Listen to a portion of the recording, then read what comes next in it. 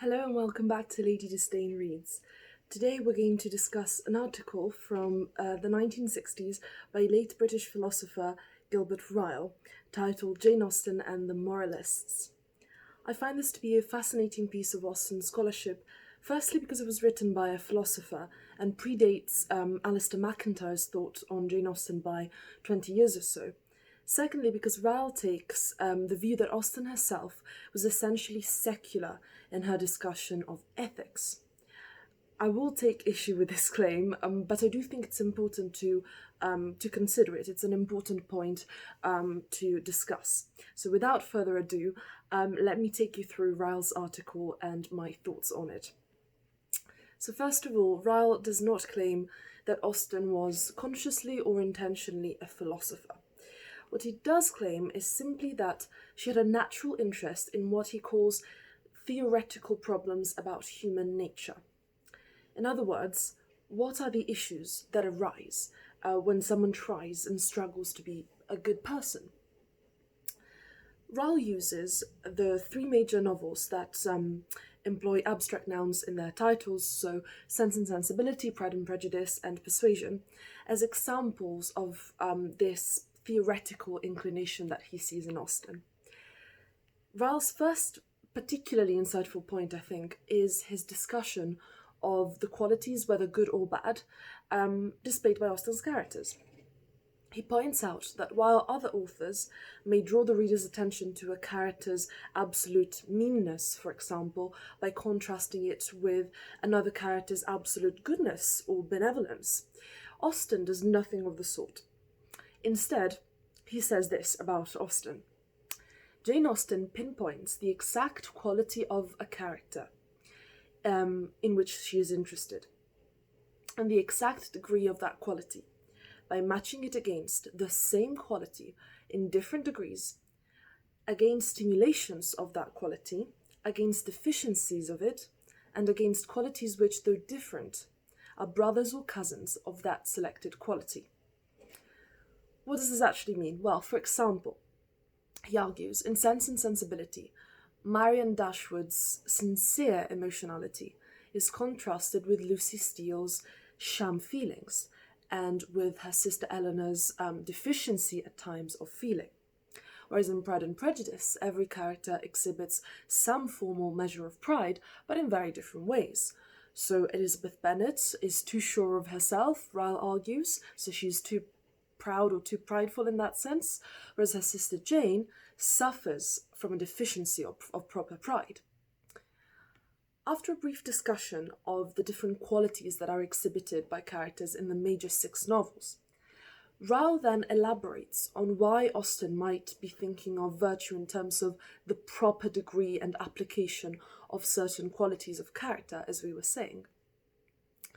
He claims that in the 18th century, moralists belong to one of 2 main camps, which he terms the Calvinist camp and the Aristotelian camp. He defines the Calvinist camp as follows. A moralist of the Calvinist type thinks of human beings as either saved or damned, either elect or reject, either children of virtue or children of vice, either heading for heaven or heading for hell, either white or black, either innocent or guilty, either saints or sinners. He then goes on to say this of the Aristotelian camp instead.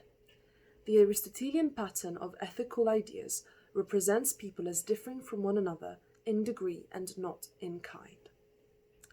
So, as MacIntyre does, here Ryle makes a case for Austen being a moralist of the Aristotelian rather than the Calvinist camp. And I couldn't agree more on this point. For Ryle, Austen's characters are not black or white, they're not totally evil or totally good. They have a mixture of the good and the bad in them, and all their vices and virtues are mixed within each character, but in different proportions. There is no angel among Austen's heroines, but there is also no single irredeemable devil among the villains.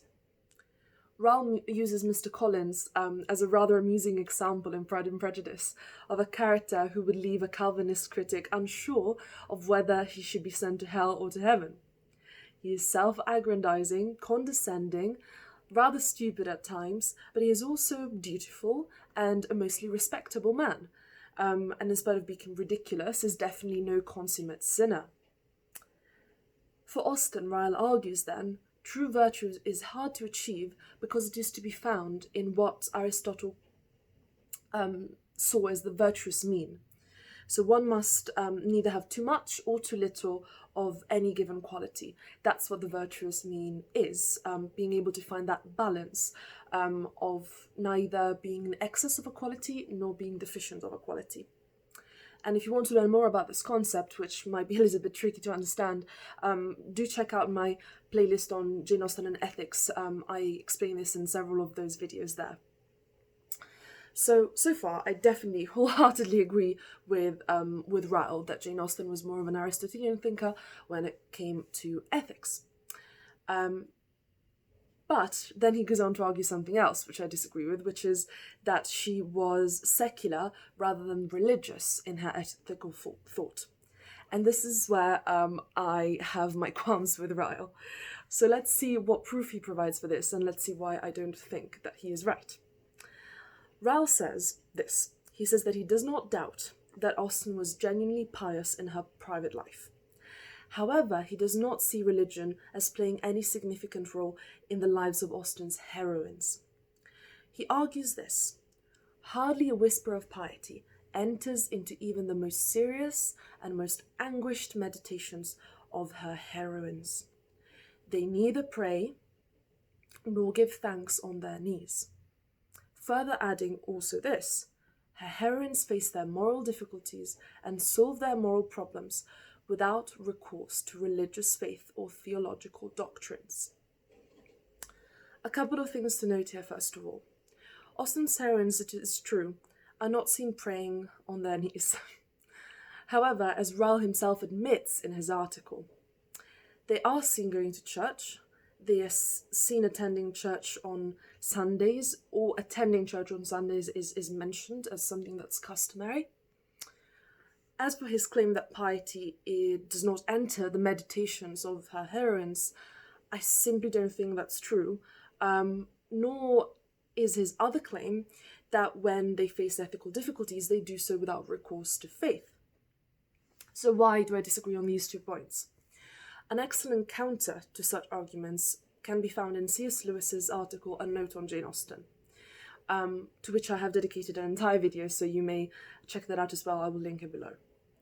As I explain in the video that I've made on C.S. Lewis's thoughts about Jane Austen, Lewis reflects on how most of Austen's major heroines have a moment of what he terms undeception, when they realise their failings and consequently repent for their actions that have hurt others. Fanny Price alone does not perfectly fit this description, but then again, that's simply because she is a character who is mostly good to begin with, and so she does not have as much to learn. But even Ryle admits that Fanny is described as being a religious and faithful person, so we need not worry about Fanny Price for now. So let me pick a couple of examples of Austen's heroines experiencing this moment of undeception, as C.S. Lewis calls it, and experiencing it in a particularly Christian way, in my opinion, rather than just in an Aristotelian secular way, as Ryle would argue. Let's start with Sense and Sensibility. So, in Sense and Sensibility, which is probably the best argument for this, after her illness, Marianne tells Eleanor that had I died, it would have been self-destruction, and she also tells her that she is glad that she is still alive, to have time for atonement to my God and to you all. Let me read that just one more time because that's really important. To have time for atonement to my God and to you all. So I think even Ryle would have to admit that Marianne's language here is explicitly religious. There is no arguing about that. In no uncertain terms, she mentions self-destruction, meaning taking her own life, in a way that only a Christian would envisage that as being completely wrong and immoral. She also turns to God in a moment of suffering. She talks about atonement, which is a distinctly religious term, and she talks about her God forgiving her and giving her the strength to continue to live. Now, for other heroines, the religious language is definitely more subtle, but I think it's still present. For example, if we take Elizabeth Bennet in Pride and Prejudice, in her moment of undeception, she realises that she has been wrong about both Mr. Darcy and Mr. Wickham. And she mentions why she thinks that she has made such important and blind mistakes about them as characters. She says that vanity, not love, has been my folly. What she means by that is, of course, that she didn't misjudge Mr. Wickham because she fell in love with him. She misjudged both Mr. Darcy and Mr. Wickham because of her vanity or her pride, which are concepts that are not exactly the same, but they are in the same realm of thinking about vices. That she has let her vanity or her pride get the best of her. We know that Mr. Darcy has previously offended her, he has slighted her at the ball, he does not think well of her family, whereas Mr.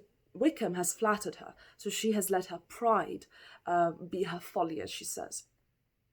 Now, when she talks about vanity or pride, she must surely be thinking of it in the way that an 18th century Christian would have thought of it, as being one of the mortal sins for Christians. After all, I would probably argue that it would be highly unusual for a character in a novel set in 18th century rural England, written by the daughter of a parson, to think of vices in a non-Christian way. Elizabeth might not explicitly be saying, I am sorry that I have offended God by being prideful, but I think her confession of the folly of her vanity amounts to more or less that. Although I'm no church historian, I think that if you do want a compelling argument for the central role of religion in Jane Austen's life, as well in her characters' lives, you should take a look at a historian called Irene Collins. She published 2 books on Jane Austen, both of which are mentioned in the description below, and one of which I reviewed in one of my videos. And that's the biography that she wrote of Austen, and I think you'll definitely be convinced of the importance of religion in Austen's works after having a look at those books. Now, for the rest of Ryle's article, consists mainly of him making a case for Austen having indirectly or otherwise been influenced by the Aristotelianism of 18th century British philosopher the Earl of Shaftesbury. Which is a very interesting proposition, but which he again frames from his perspective of Austen as a secular moralist, and which I therefore also take issue with. I think Ryle overall gives us many helpful insights into Austen's Aristotelian way of thinking about the virtues. He does a very good job at defining what the virtuous mean is for Aristotle, so this idea of virtue consisting in neither having too much or too little of any quality or characteristic. But I also think that his approach to the importance of faith in her novels lacks both substance and subtlety. His argument, which, if I had to say, essentially goes something like, her heroines are not seen praying, therefore faith does not come into question when they make a moral decision, is rather a crude argument, and I think it fails to take into account the following. Firstly, that much that Jane Austen does not mention would have been unnecessary to mention in her own context when she was writing her novels. In our contemporary culture, it is something perhaps to be noted if a character is a practicing Christian, but it would not have been something worthy of notice back then. So the characters might not be seen praying all the time, but we know that they would have gone to church. We know that they probably would have prayed with their families. That's something that would have been taken for granted. Secondly, and I've only begun to prove this in this video, but I hope to talk more about this in the future, I think Austen does use religiously charged language. It's just that it might not be as noticeable to us because a lot of the words that Austen uses talking about virtues and vices like vanity, like pride, we tend to think of in a more secular way now, but they are words that would have had a religious weight at the time. And I think Ryle, as a philosopher, as an excellent philosopher, but as someone who's not a church historian and, to my knowledge, is not a theologian, misses out on that important bit of information. So though Austen might not use the words God and Christianity on every other page, I do think it's pretty clear that she does think of her heroine's path towards being more virtuous as being influenced by a more Christian understanding of what virtue means. Now, there is much more that I could say about this topic. There is much more that I definitely want to talk about in the future, but I'll stop here for today. I hope you enjoyed this video and see you soon in my next one, which will be on Austen's last fully finished novel, which is Persuasion. So until then, goodbye, and I hope you have a happy new year. Bye.